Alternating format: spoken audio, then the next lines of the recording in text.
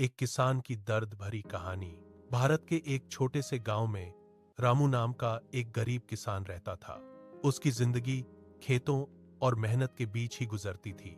सुबह सूरज निकलने से पहले वह उठ जाता, बैलों को चारा देता और अपने खेतों की ओर निकल पड़ता। उसके पास ज्यादा जमीन नहीं थी, लेकिन वही छोटी सी जमीन उसकी पूरी उम्मीद थी।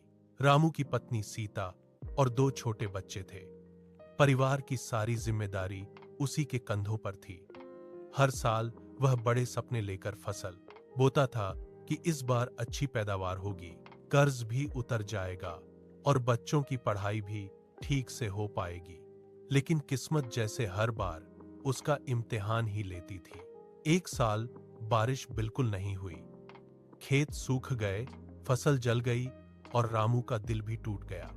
उसने साहूकार से उधार लेकर बीज खरीदे थे। जब फसल ही नहीं हुई तो पैसे लौटाने का सवाल ही नहीं था। साहूकार रोज घर आकर उसे ताने देता, कभी कभी तो पूरे गांव के सामने उसे अपमानित भी करता।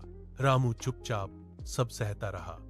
रात को जब सब सो जाते, वह आंगन में बैठकर आसमान को देखता और सोचता कि आखिर किसान की मेहनत की कोई कीमत क्यों नहीं होती।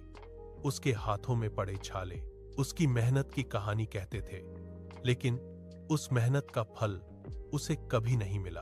अगले साल उसने फिर हिम्मत जुटाई और दोबारा खेती शुरू की। इस बार बारिश तो हुई, लेकिन इतनी तेज कि बाढ़ आ गई। खेत पानी में डूब गए और फसल फिर से बर्बाद हो गई। रामू की आंखों में आंसू थे, लेकिन वह अपने बच्चों के सामने कभी रोता नहीं था। एक दिन उसका छोटा बेटा मासूमियत से बोला, बाबा, आप इतना मेहनत करते हो, फिर भी हम गरीब क्यों हैं? यह सवाल रामू के दिल में तीर की तरह लगा। उसके पास कोई जवाब नहीं था। रामू आज भी उसी गांव में रहता है, हर साल ना